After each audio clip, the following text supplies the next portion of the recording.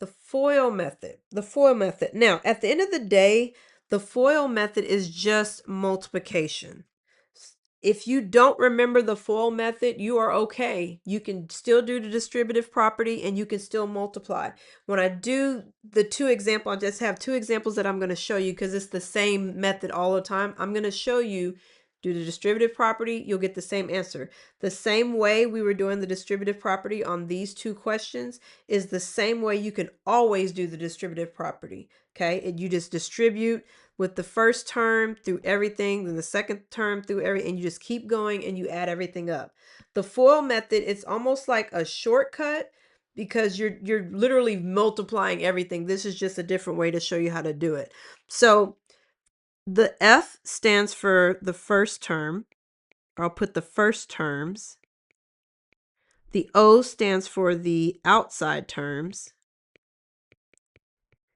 The N stands for the inner terms, or if you want to say inside, let me say inside, because they're like inner, your inside terms of the polynomials, and then the L represents the last terms of the polynomial. So if you have, like, for example, if I can use letters, let me use letters. So if you had,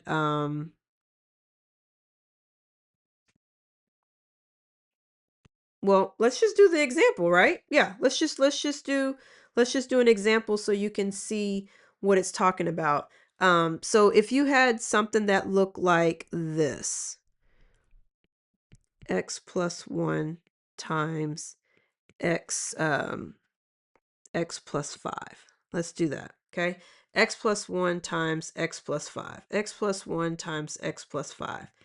What I normally teach my students to do is to put the letters right above it, just so you can remember you're doing the FOIL. But your first terms, if I were to show you what the first terms are, the first terms in this particular example here on the left, your first terms would be the ones that are in the first position of each binomial. This is a binomial, that's a binomial. So it would be x times x.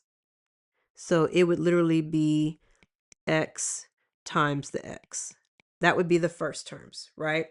And then the outer terms, or the outside terms, are the terms that are on the outside of the what do you call it, each binomial. Now you'd say, well, this one's the outside. Well, we already did those two.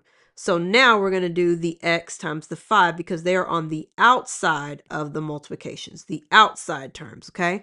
So that's going to be the x times the 5. And then now your inside terms, which ones are on the inside? These are on the inside of the multiplication. So then that's going to be 1 times the x. And then the last terms, what's in the last position on both of them, is going to be the 1 times the 5. The 1 times the 5, okay? The 1 times the 5. Now, again, if you don't remember the FOIL method, you can take the x times everything, x times x, x times 5, x times x, x times 5, and then take the 1 times x, 1 times 5, 1 times x, 1 times 5. The distributive property still works.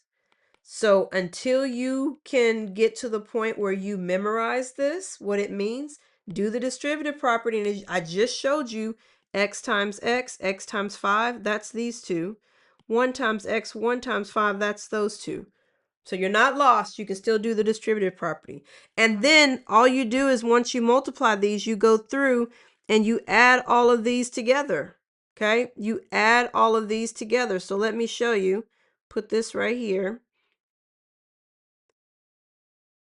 X times x, that's x squared. X times 5, that's 5x. 1 times x is x, and 1 times 5 is 5.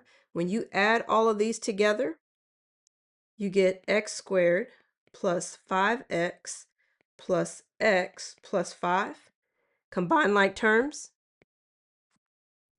So then you get x squared plus 6x plus 5. This is a trinomial. of degree 2. So whether you do the FOIL method or whether you do the distributive property, it's going to work. Okay, don't think you have to do anything different. Until you can remember how it works, be okay with doing the distributive property. There's nothing wrong with that, okay? Nothing wrong with that. Let's do another example doing the FOIL method. So I'll just say this is example number 2. We have x plus 7 times x plus 3. Okay, we're going to do the FOIL method. We're going to do the FOIL method. We're going to do the FOIL method. Okay, ready? We're going to do the FOIL method. First, outside, inside, last. First,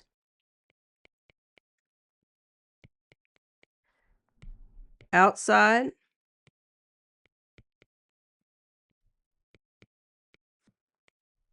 inside,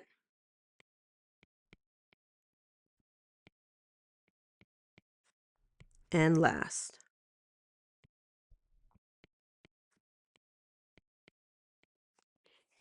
Now let me check myself because y'all know I'll be moving fast. So let's see.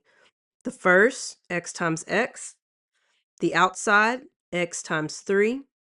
The inside, 7 times x. And the last, 7 times 3. Cool beans? Right, so now this is x squared plus 3x plus 7x plus 7 times 3 is 21. Can we combine like terms? Yep. 3x and a 7x. So x squared plus 10x plus 21. Okay, this is a trinomial of degree 2, or with a degree of 2, however you want to say that. Cool beans? Let's do another one. I think you'll like the FOIL method. But like I said, if you forget, distributive property, okay? Now this one has a minus, so I gotta watch the sign, right? All right, we're doing the FOIL method.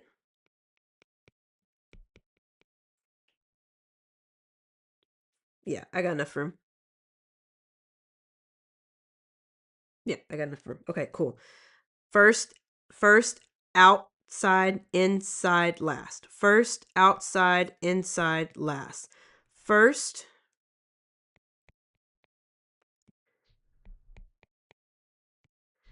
outside,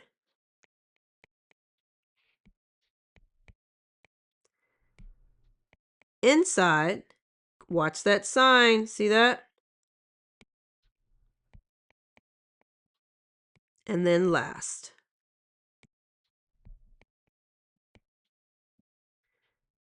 Don't be like Dr. B moving too fast and missing a sign. So let's check. X times x, x times 3, -5 times x, -5 times 3. Cool beans. So that's x squared plus 3x plus minus 5x plus -5 times +3 is +15.